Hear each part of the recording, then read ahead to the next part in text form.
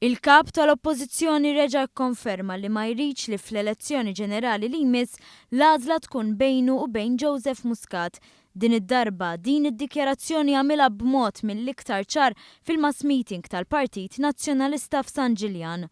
L-għażla fl-elezzjoni li ġejja mhijiex bejn Joseph Muscat u bejni. Mhijiex. Quddiem in-nazzjonalisti miġbura f'San Ġiljan, l-għada li talab lid-deputati Laburisti jneħħu lil Muscat, Simon Busuttil reġa' kellu kliem negattiv u fuq kollox reġa' qal li jrid li l-Prim Ministru jitlaq il-barra issa. Lil Joseph Muscat nagħtuh messaġġ u ngħidulu itlaq issa! Itlaq issa!